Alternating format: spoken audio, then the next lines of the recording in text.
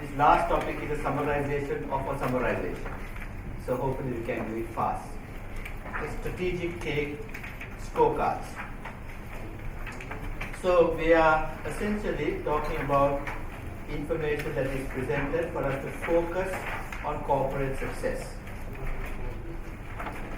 If you look at today's business environment, every executive needs to react quickly. Things are happening so fast, we need to react quickly to information. Businesses are facing increasingly complex markets, customers, suppliers, and fierce global competitive pressures.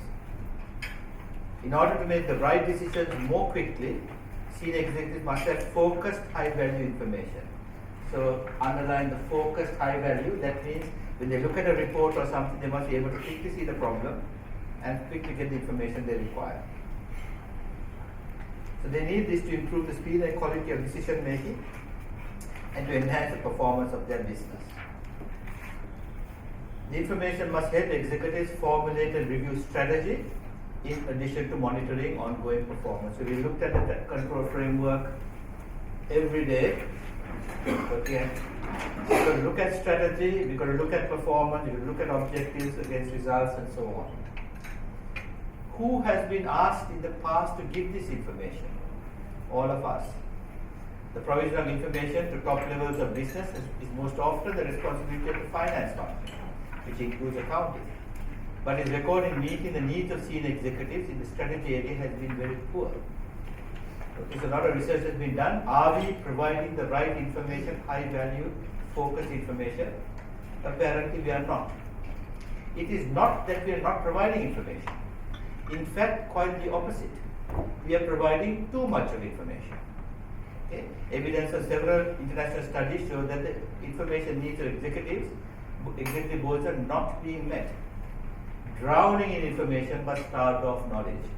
So we are presenting information and information. This summarizes one of the biggest frustrations of executives today.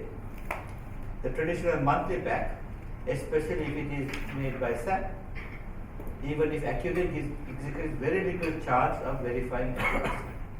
So these are big monthly packs that they have to take to study before a board meeting and so on.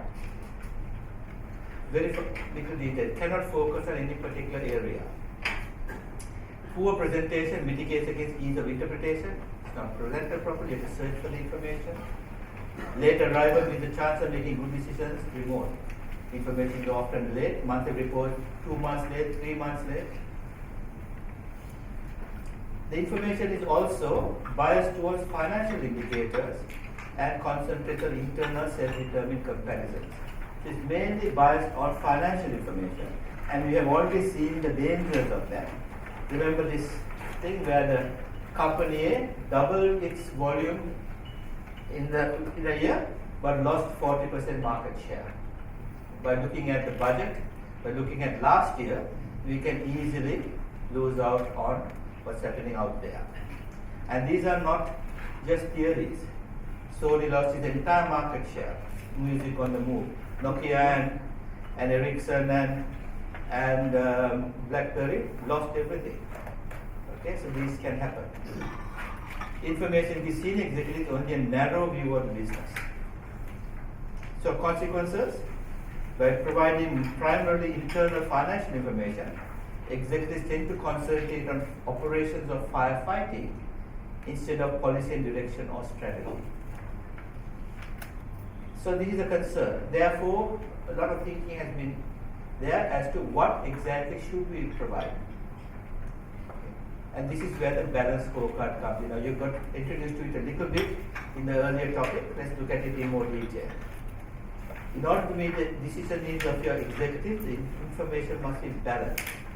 That is, enable them to monitor and control the organization's activities in a manner measurable against strategy and objectives.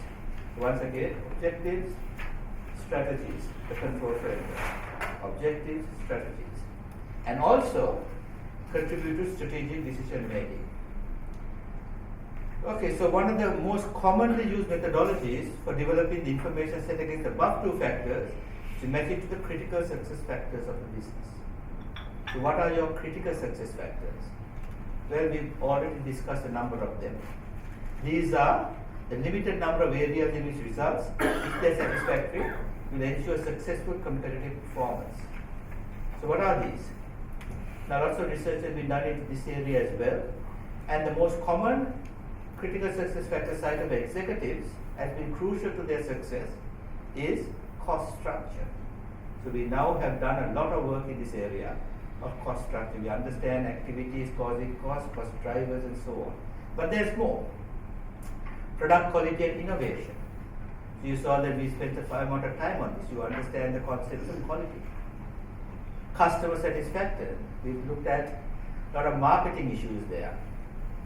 Management development, human resource management, and the change management and flexibility, the ability for us to continue to reinvent ourselves and change and so on. These are the critical success factors.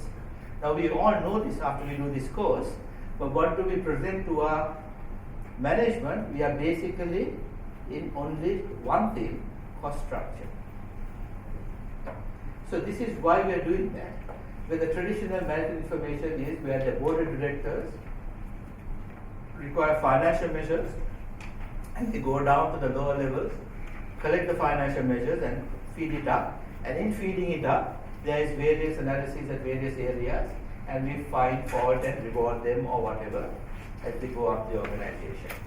But you can see that that is not what we should be doing. We should be actually looking at a whole host of information. Outside information, external, demographic, now you know what that means, economic, legal, technological, ecological, we talked about the environment, market measures, profit measures, benchmark, we talked about that, and competitor analysis, performance. But from the bottom, this is like your man on top of the camel in the middle of the Rajasthan desert. Only that person will know what is the critical success factors of their area. So this is bottom up. Financial measures are there, but there would be process measures, human resource measures, and so on as well. So this is the idea. And today we have studied a lot of things in the last 7 days about this area. Okay, so this means that there is a wider framework that we can provide information. Okay, so here is a wider framework. Financial, non-financial, internal, external, past, future, numeric, text. So these things for management accounting, financial accounting reports and budgets, the competitor results, the operating performance, even business opinions, technology forecasts, so many things. So, but what do we provide? We provide only this. Mainly our finance function provides internal information that is financial, either look at the past, which includes financial accounting, management accounting numbers, we do budgets and forecasts, and maybe some results narratives. So we should be providing this, we provide only this. Okay, so now we come up with a problem. And the problem is this, that I told you that already we were providing too much of information to management. And we're providing only this amount. So if you're providing all this, it's going to be complete information overload. Okay?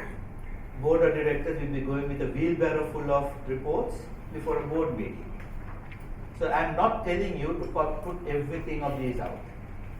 From this list, you will be looking at the critical success factors. Okay. So we need executive information systems.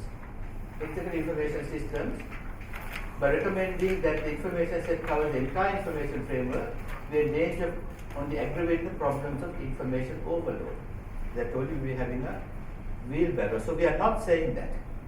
However, by focusing on high value relevant information, this danger should be minimized. This is most often done by concentrating on key performance indicators, the KPIs. These are the limited number of indicators which measure business performance against your key objectives and industry benchmarks. Okay, so here's an example of that. This is in the area of quality which we studied. You can see that at the corporate level, the management will be concerned about how much of products are returning because of warranty problems. So then the production manager will find out why is it being returned. Is it because of a process defect, some issue with the plans, or a design defect?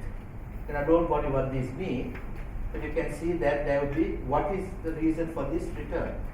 If it's a process defect, did the problem happen in first time yields, the characteristics, or in supply rejections? If it's a first time yield, what went wrong? The amount of adhesive, concentricity, current resistance. So now we're down to not even a person, a process driver. If it is adhesive, which is the pasting, is it the viscosity, the temperature, adhesive temperature, application pressure, or application surface? You can see that someone up here in the board certainly does not want to know about this or that or even that, but has the ability to drill down if required. Here's another example of resource management. Okay, in this case, we are looking at something that you are all familiar with, return on assets. So why is the return on assets a problem? There's not enough return, too much of assets. So where is the assets building up? Is it in inventory, in equipment, in out square feet occupied? If it is inventory, what's the hold up? Manufacturing, finished goods, vendor. If it's in manufacturing, where is the hold up? In machines are down, good output to total output ratio is not good, unplanned schedule changes, and if it is machine downtime, you can see all this goes on to so many different possibilities. If it's a machine downtime, why? Why was the machine down? Defective assembly, parts not available, waiting on quality control, no manpower, power failure, change over time. Okay, so once again, an example of an executive information system.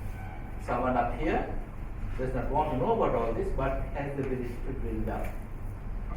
Now, what I'm going to show you next is not in your notes, but this is something I'm quite proud of, so I'll show it to you. This is what I did many years ago at Telstra. Okay, many years ago at Telstra, I designed a report for the board for them to take before a board meeting that consists of 3 pages. This is the same as that. Okay, this is the key financials, staff, capex, and revenue figures, and then things such as what are the variances, issues, actions, who, events, risks, opportunities, and then different people, like the commercial manager, the business manager, the general manager, had to give 1 sentence, 2 sentence, fill up there. And then 2 more pages. One was a set of financials for the budget versus forecast and so on.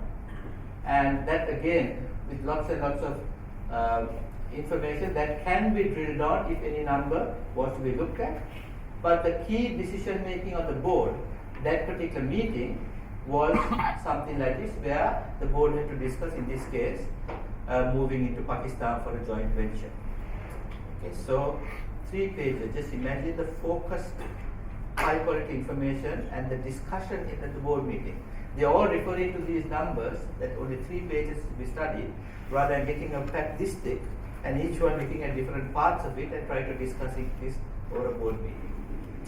Unfortunately, Telstra got a Mexican who brought 2 other Mexicans, okay, and they were called 3 amigos, and they virtually almost wrecked the company, and they left with millions of dollars of compensation, and they left Telstra.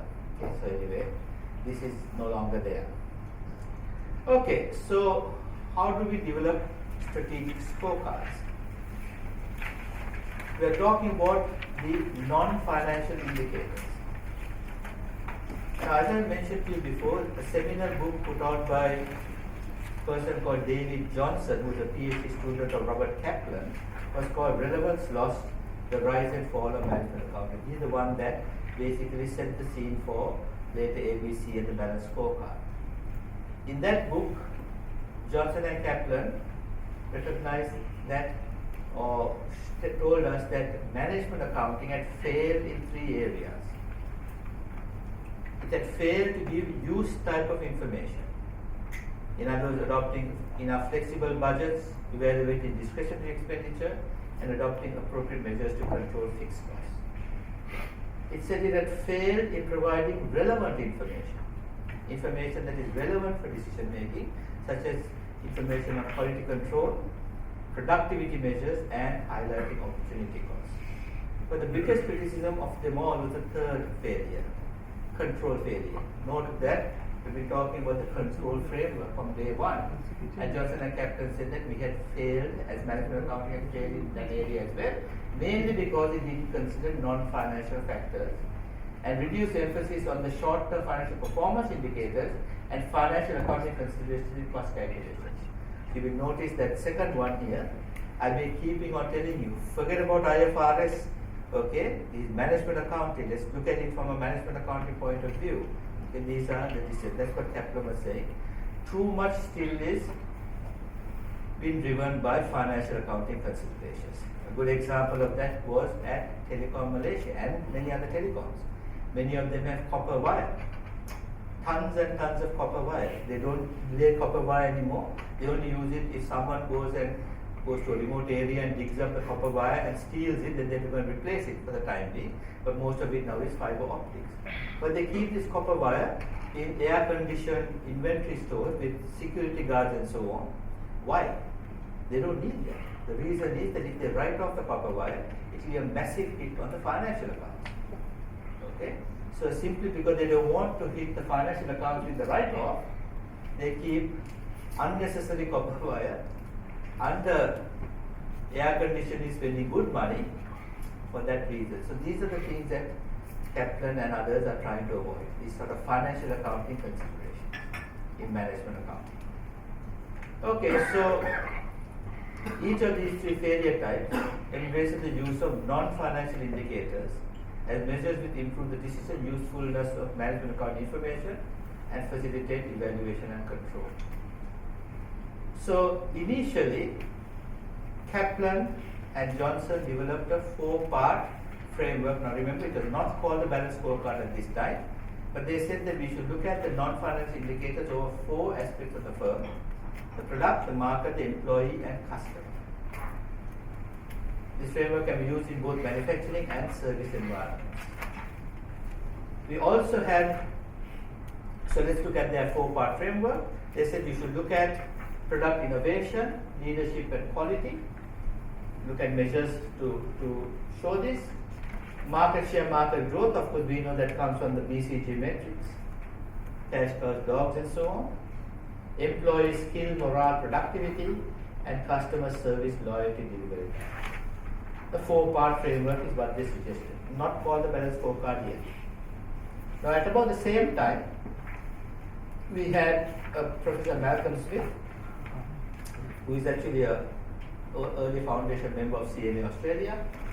He said that is a good method, but why not also incorporate efficiency and effectiveness measures into the calculation? So remember the difference between efficiency and effectiveness.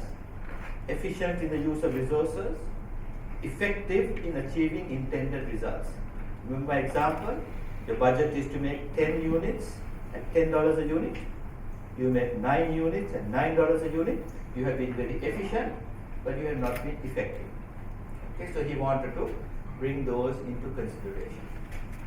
Here a 3-4 framework embracing resources,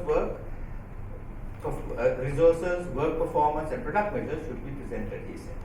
So what he was doing was, he was taking that product-based classification and expanding it further into efficient and effective. So here are some of the efficiency and effectiveness issues: resources, input levels, budget versus actual, work performance in terms of process efficiency, productivity, overtime, waste, constraints like safety, environmental impact. We've just studied all this now. Temporal, milestone dates, elapsed time, and product quantity into the units, percentage completion, quality, again you know about this, reliability, availability, safety and delivery dates. So he put in some resource measures, some efficiency and effectiveness measures in that area. So what I like about Smith's work, and this is taken from Smith's work, is that he provided us with 65 possible non-financial indicators and focus on measurement and the result of non-financial indicator. Now still, this is before the balanced scorecard. So he said in terms of input, we want to look at the quality of purchase components, look at indicator like 0 defects. Okay, quantity of raw material input, actual target unit. So I'm not going to read it all. You can see that he had 65 of these possibilities. You don't have to look at all 65, remember. Pick what you like, and of course there may be others that are relevant for your company. So in terms of input, work performance again, things like overtime, waste, throughput, Then product quantity, quality, reliability. So to note this one here, cost of quality, you know about this now. Prevention, appraisal, internal failure, external failure. Then market, you've done a lot of this work now. Market share, market leadership, market growth. Some of these you have to do sort of a questionnaire surveys. And a whole host of non-financial indicators in terms of employees. Okay, index of education attainment. I mean, what is the highest qualification as a percentage of your staff? Percentage training cost. You can see a whole host of employee-related indicators. And finally, customers. Customer awareness, approval rating, complaints, time investment, so 65. Okay, extremely helpful for you to pick out for your own organization. Okay, so he called it the focus of measurement and the non-financial indicator. And then we had Kaplan, now finally using the word balanced scorecard. Okay, so he said financial, internal business, innovation and learning. You've seen this before. He used the word goals. Goals is what Smith said was the focus of measurement, and the measures is what Smith said is the non-financial indicator. So that's the goal, that's the measure. Okay. So this is the balanced scorecard. This is the original figure that appeared in the Harvard Business Review paper. This time Kaplan with a person called Norton. Now, of course, there was criticism about this model because they said this does not in anywhere show us the link to strategy. So what did Norton and Kaplan do? Very simple. This middle section which is empty, they just put a box there and said that this should be driven by vision and strategy in their next paper. So now you've already come across this model as well, objectives, measures, targets and so on. Okay, I've given you the example of an objective, measure, target and initiatives. You do that for all 4 areas. So he showed an example in this Harvard Business School paper, Harvard Business Review paper, of the balanced scorecard for a company called ECI at the highest level. Notice that he recommended, and I agree, that you should not have more than 3 or 4 measures in each level. So at every level, okay, don't have more than 3 or 4 measures. Okay. So the issue with most of the strategic scorecard, especially those that have the financial measures, is that it still keeps out a very important part of our scorecard, and that is assets, the intangible assets. Okay, we don't bring in intangible assets mainly because of IFRSs really not knowing what to do about intangible assets. So linking comparative value driver to financial reports. Many business surveys around the globe suggest that managers believe that in both manufacturing and services, it is the intangibles, brand, intellectual property, know-how and copyrights that provide the true competitive advantage and are increasing critical to companies' value. It is harder to sustain competitiveness purely on the basis of traditional tangible assets, as these are also available to competition. So today's true value is on your capabilities, okay, the intangible assets, okay, rather than the fixed assets which you have anyway, others can have access to. However, these intangible asset values are not reported in traditional financial statements. So for management accounting purposes, we must try to bring these also into our computations. So traditional valuation approach to intangibles, we can use replacement cost. Okay, but of course we can do replacement cost for tangibles, but how can you think of a replacement cost for a skilled workforce or a brand value? So often we can't value intangibles and bring them to the balance sheet based on replacement cost. Income projections, okay, that you may be able to do something. Is estimate income and asset will generate over its useful life and work out a net present value. Again, it's difficult to isolate the income attributed to an intangible, especially when it's wrapped up in a tangible product. I mentioned this issue before to you. Often these intangibles have both the intangible and a tangible together to form the capability. Remember the Ferrari motor car and Michael Schumacher's driving ability? Ferrari without Michael Schumacher and Michael Schumacher without Ferrari does not win races. But put them together, the tangible and the intangible, it has wins races and allows Ferrari to sell more cars and get more income. So a little bit easier, but still not too easy. The third method, of course, is market valuation. If there is a market, good. If there isn't, that's a problem. Most do not have market prices. They're unique, tacit, and cannot be traded, especially when combined to create an organizational capability. So these don't work. So this is really new information that I'm giving you. Lots and lots of attempts have been made to try to value the company's intangibles, because that is really what gives the company a strategic advantage. Public companies have a built-in valuation, the stock market. So basically, the market value minus the book value, they take an intangible assets. Private companies, you've already seen how to do that now, using the price-earnings ratio. Okay. Over here, price-earnings ratio. Take a representative price-earnings ratio, market-to-growth ratio is used. But there are other areas that is now being attempted. We've looked at SVA by using cash flow measures. We've looked at accrual accounting-based measures using EVA. Market-based measures, here's the price-earnings ratio. Index-based measures like the balanced scorecard, and I showed you in the last class how we can look at the strategies and build it up through coefficients to get at the balanced scorecard financials. And increasingly there is things such as consensus-based measures where you ask the company, what do you think is the coefficients in terms of your capabilities, the managerial judgment being used. Okay, so these are valuation methods that are around to try to go beyond simply the financial statements. Okay, we've studied many of these in our classes. As I told you, this is a summary of a summary.